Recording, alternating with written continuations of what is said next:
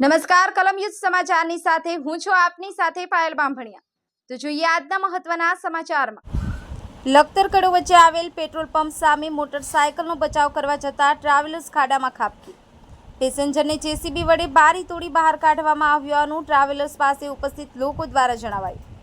લખતર તાલુકામાંથી પસાર થતો state highway ગુજારો સાબિત થઈ રહ્યો છે। અવારનવાર અકસ્માત સર્જાતો હોય છે, ત્યારે આજે રાજસ્થાન રાજ્યના જયપુર જિલ્લામાં રહેતો શ્રદ્ધાળુ પરિવાર જયપુરથી દ્વારકા મિની ટ્રાવેલ્સ લઈ દર્શન કરવા ગયો હતો। શ્રદ્ધાળુ પરિવારને લઈ પરત જતી ટ્રાવેલર્સ રાત્રિના 4 વાગ્યાની આસપાસ લખતર ક્રૂઝ કરી કડુ તરફ જઈ રહી હતી, ત્યારે ગેથડા હનુમાનજી આશ્રમ કડુ ગામ વચ્ચે આવેલ પેટ્રોલ પંપ પાસે પહોંચી હતી। ત્યારે ટ્રાવેલર્સના ડ્રાઈવરના જણાવ્યા મુજબ મોટરસાયકલ ચાલક જે તેમની આગળ જઈ રહ્યો હતો અને રોડ ઉપર ગફલત ભરી રીતે ચલાવતો હતો, આથી હોર્ન વગાડવા છતાં તે સાઈડમાં જતા પોતાને ટ્રાવેલર્સ સાઈડમાં લેવાની અને બ્રેક મારવાની ફરજ પડતા ટ્રાવેલર્સ રોડ ઉપરથી ઉતરી નીચે ખાડામાં જતી રહી હતી।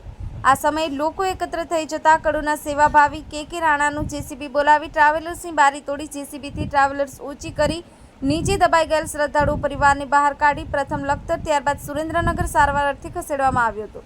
સંવાદદાતા વિજય જોશી, કલમયુદ્ધ સમાચાર, લખતર।